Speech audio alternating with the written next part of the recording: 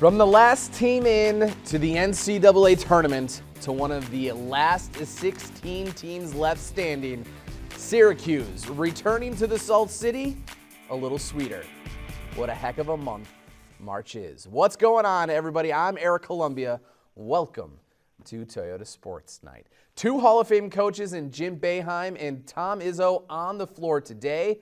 But after today's game plan, Jim Boeheim taking his Hall of Fame status to another level. Orange Empire, presented by NYCM Insurance. A virtual home game for the Spartans in Detroit, playing an hour away from East Lansing, so the Orange had their work cut out for them. Sparty taking the lead going into the break of this miracle shot from Matt McQuaid. Nice block from Matt Moyer, but stuck with it. Second half was Shea Brissett taking it strong to the 10, 15 points, 9 rebounds. Battle with a clutch jumper, making it a 3-point game with a minute to go. He had 17 points. It comes down the free throws. Chukwu misses the second, but a heave from Michigan State, no good, as Syracuse shocks the Spartans as they're headed back to the Sweet 16, 55-53. Here's Mark Larson. With the Orange in Detroit, I'm Mark Larson, Spectrum News. SU women not as lucky yesterday, walking off the court for the final time this season. Their trip to Starkville cut short. A blowout loss to Oklahoma State, and although things gloomy in the moment, the future bright for the Syracuse women. A lot better next year. Moving over to the high school hardwood, where only one boys team in Central New York is left standing with hopes of winning a state title for Section 3. The JD girls got that job done for Section 3 yesterday, but it should come as no surprise that Liverpool's left standing because they haven't lost all year. The Warriors going for that perfect season and a state championship down in Binghamton, down 7 at the half. This guy in foul trouble, but playing well here. Naz Johnson knocking down the triple. He had 13 points. Then Noah Isaac Kanan had himself a day. One of his 5 trays on the afternoon. Finishes with 17 points, cuts the deficit down to 1, and then in the closing seconds, Liverpool with the lead. Charles Pride salting this one away. 18 points for Pride as Liverpool claims their first ever state basketball title, 71-65. Here's Dan North with more. In Binghamton, Dan North, Spectrum News.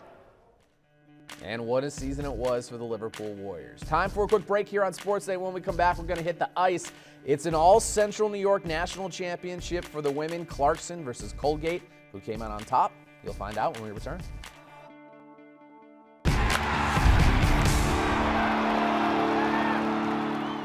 And welcome back to Toyota Sports Night. Everyone is getting lost in Orange Empire fever, and I get that. March is maddening after all, but there are 2 Central New York teams fighting for a national championship today on the ice. The women of Clarkson and Colgate representing New York hockey out in Minnesota. The Golden Knights looking for back-to-back national titles. They got to get past the Raiders in this all-upstate final.